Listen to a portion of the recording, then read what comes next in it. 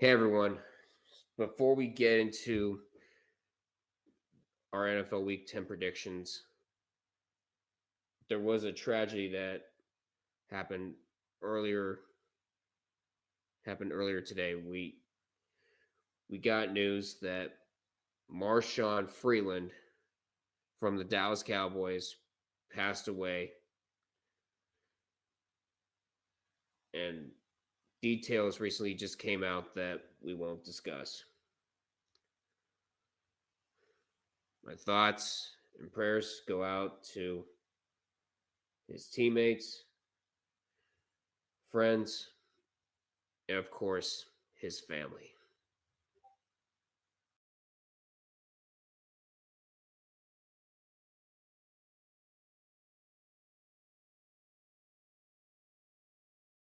Out right side, Murphy shooting, save a rebound on the view.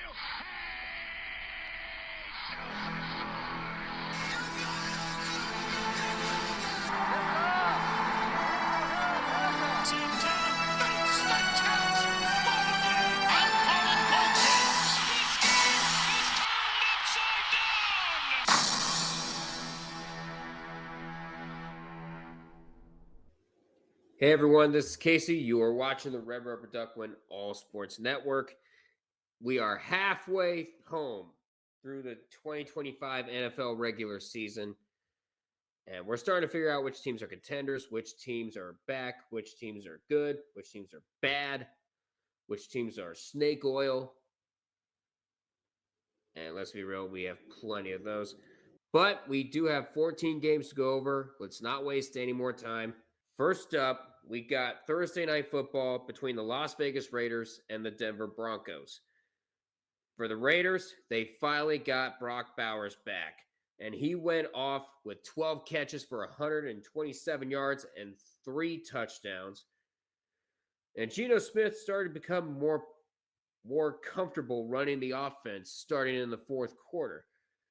But the problem is the defense can't stop anyone, and Max Crosby needs help and fast. And especially against this Broncos defense, doing just enough to keep the struggling offense afloat. Because the Broncos are starting to become masters at winning in the fourth quarter. You saw that against the Giants. They did the same thing against the Texans. Because Bo Nix had 112 yards in the fourth quarter, and Nix could be one reason why the Broncos couldn't finally knock off the Chiefs as the kings of the AFC West. And with the Chiefs on a bye, they actually have an opportunity to keep the league going. I'm going to say they will. I'm going to say the Broncos beat the Raiders on Thursday night. For the first time in a few weeks, we have an international game, this time in Berlin. We got the Atlanta Falcons taking on the Indianapolis Colts. For the Falcons, the defense is legit, and they showed it with 6 sacks and 2 turnovers on Drake May. And Drake London showed up when it mattered the most, but the offense, they kind of disappeared when it mattered the most. And it doesn't help that the Falcons' kicking issues are continuing through Week 9 as John Parker Romo missed the game tying extra point. And for the Colts, they had their own issues against the Steelers last week. Daniel Jones finally turned into a pumpkin, giving the ball to the Steelers 5 times while also getting sacked 5 times. And Jonathan Taylor could not find a lane to try to carve up the Steelers' defense like he was projected to do. So this is going to be a bounce-back game for both of these teams. Will Atlanta finally learn how to play a full 60 minutes and not make any silly mistakes? Probably not. We'll see if the Colts are snake oil, but I'm going with them, going with Indianapolis over Atlanta, over in Berlin. Next up, we got the New Orleans Saints taking on the Carolina Panthers. Tyler Shuck's first start did not go so well. Let's just say that. And even then, that's putting it lightly. It's hard to blame him when the entire offense does not help him. The rushing attack and offensive line dissolved against the Rams as they lost 34-10. For Carolina, Rico Dowdle continues to turn heads as he picked up 130 yards and 2 touchdowns. The Panthers defense got big plays when it mattered the most, with a pick and a 4th down stop in the second half to help them beat the Packers. And I think the luck's going to continue. I'm going to say the Carolina Panthers take down the New Orleans Saints. Next up, we got the New York Giants taking on the Chicago Bears. For the 3rd straight game, the Giants gave up at least 30 points. They couldn't tackle Christian McCaffrey for the life of them, and they have struggled ever since their collapse in Denver. And the defense continues to let Jackson Dart down, and he threw for 247 yards and 3 touchdowns. The guy can only do so much. For the Bears, the defense struggled to stop Joe Flacco, but the offense was able to outdo him. They piled up 575 yards, which is their highest total since 1980. And Caleb had touchdowns passing, rushing, as well as a receiving touchdown. The Bears offense, I think, finally clicked, and that's what makes the race in the NFC North that much more exciting. And I'm going to say the Chicago Bears take advantage of the Giants' miserable defense. Next up, we got the Jacksonville Jaguars taking on the Houston Texans. After struggling in the first half, the Jags scored in all 5 possessions in the second half, as well as overtime. Trevor Lawrence made big throws. Travis Etienne kept the rushing attack at a steady pace. And now Cam Little replaces Justin Tucker as the kicker of the longest field goal in NFL history with a 68-yarder. And the thing is, he could have made that from 70, like he did in the preseason, although that does not count. As for Houston, there's not much to cheer for, because CJ Stroud was gone over 15 minutes into the game against Denver. And the offense struggled as a result, especially on 3rd down, going 3 for 17. They had no red zone touchdowns on 2 tries. And the defense continues to struggle as a result to try to keep up with this horrible offense. And I don't think it's going to get much better for Houston. I'm going to say the Jaguars take down Houston. Next up, we got the Buffalo Bills and the Miami Dolphins in an AFC East showdown. The Bills beat the Chiefs in the regular season. Great. Now let's see what you guys do in January. Josh Allen connected 88.5% of passes for 273 yards and a touchdown. James Cook ran for 114 yards. And Joey Bosa led the Bills defense that was able to sack Patrick Mahomes 3 times. The Dolphins can't get out of their own way. Simple mistakes led to short Baltimore drives and a depleted defense on Thursday Night Football. And the team looks demoralized. And guess what? It cost the GM his job. And I think the roller coaster of a season is going to continue. I'm going to say the Buffalo Bills take down the Dolphins in Miami Gardens. Next up, we got the Baltimore Ravens taking on the Minnesota Vikings. And we talked about the short Baltimore drives earlier.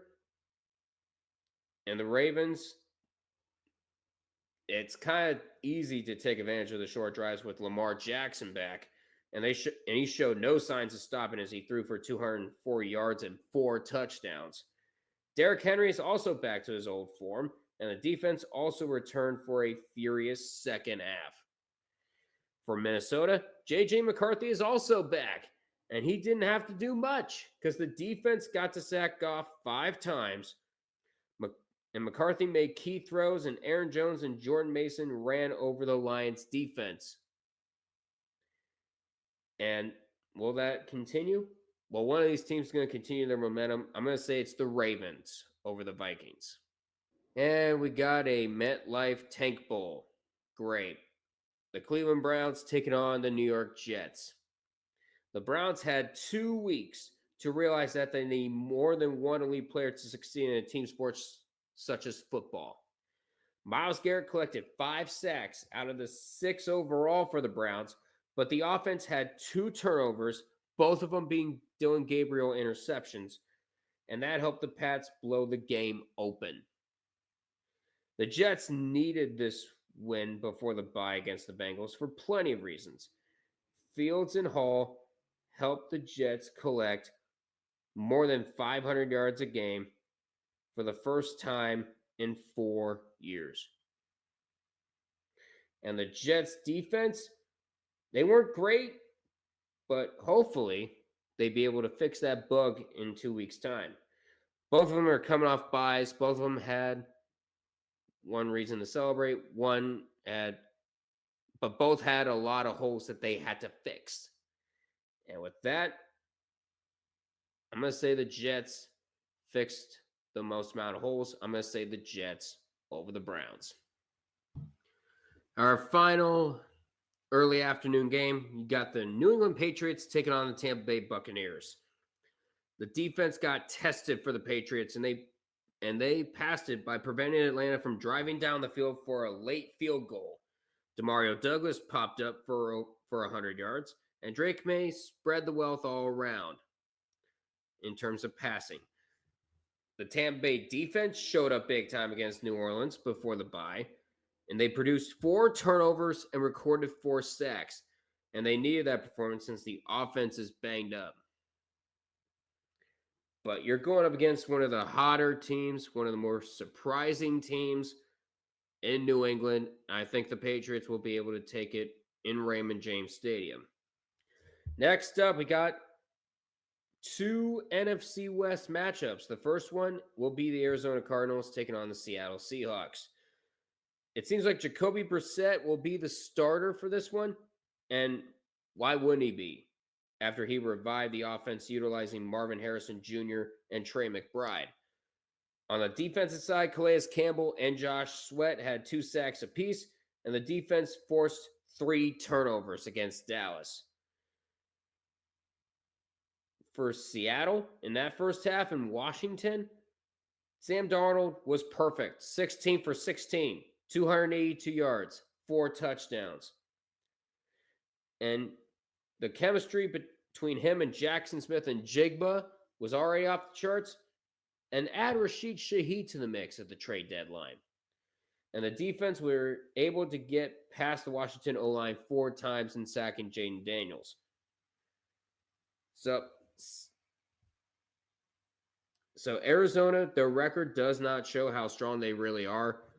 But I think they're going to continue to keep losing by 4. I'm going to say Seattle wins it. Next up, we got the Los Angeles Rams taking on the San Francisco 49ers, both of them coming off wins. For the Rams, they have all the right ingredients for a Super Bowl contender. Matthew Stafford threw for 281 yards and 4 touchdowns. Kyron Williams went for over 100 yards. And Puka Nacua and Devontae Adams went off for 155 yards and 3 touchdowns. And also the defense now is on top of the league in terms of points per game allowed. For San Francisco, when Christian McCaffrey is at his game, it's pretty hard to stop the Niners offense. He had 173 yards of total offense, as a matter of fact, and Mac Jones completed his first 14 passes for 143 yards and 2 touchdowns. This was a game worthy of Sunday Night Football, but we're going to go ahead and say the Los Angeles Rams take this. Next up, we got the Lions taking on the Commanders. For Detroit, the rushing attack was ice cold as Sonic and Knuckles got only 65 yards. They couldn't protect Jared Goff as he got sacked 5 times, and the Lions need to get back in sync quickly if they want to be seen as Super Bowl contenders. As for the Commanders, they couldn't have had a worse night against Seattle. Getting run over for 330 first half yards was bad enough, but losing Jaden Daniels to that gruesome of an injury, it's been that kind of a season for Washington. And right now, things are looking very bleak. People are going to start to view that NFC championship run as a fluke. But it's going to continue. And I'm going to say the Lions bounce back after their loss to the Vikings, and the Commanders, they're in deep trouble. Next up, we got Sunday Night Football between the Pittsburgh Steelers and the Los Angeles Chargers. Steelers defense took you long enough to start showing up. They held Jonathan Taylor to 45 yards, and they forced Daniel Jones to give the ball away 5 times while sacking him 5 times. As for the offense, they need to find a way to commit longer drives. The defense can't bail you out at every given time. As for the Chargers defense held the Titans to 206 yards and 6 points. So don't let that final score fool you. Those touchdowns were a pick 6 and a punt return. Those can easily be fixed. And they got 4 sacks on Cam Ward, but it doesn't help that the Chargers O-line is battered with Joe Alt being gone and the fact that they gave up 6 sacks to the Titans defense. And you're going up against a stout defense in the Steelers. We'll see if Brandon Perna's wheel is real. We'll see if the curse is real. I'm going to say the Steelers beat the Chargers. I know it's been a long time since I picked the Steelers, but there was a reason. And finally, we have Monday Night Football between the Philadelphia Eagles versus the Green Bay Packers Football Club. For the Eagles, Saquon Barkley finally had his breakout game before the bye, running for 150 yards. Even with A.J. Brown being out, Jalen Hurts ended up throwing 4 touchdowns. And the defense got pressure on Dart and sacked him 5 times. For Green Bay, they gave up 130 yards on the ground against Rico Dowdle. And the Packers kept on coming up short on random occasions. And the entire team can't stay consistent. And it's tough to figure out what this team is anymore. Yeah, you have one of the best records in the NFC. But the question is, how long does it last? And I think the Philadelphia Eagles are going to take advantage and head into Lambeau Field and win.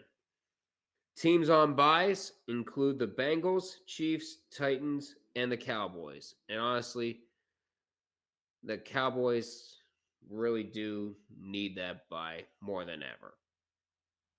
Like, really. They really do need that bye.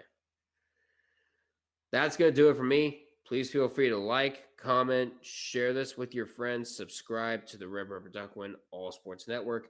I'll see you guys on Sunday night for Steelers and the Chargers, along with the Logical Canadian. But until we meet again, I will see you all in the next one. Take care of yourselves and each other.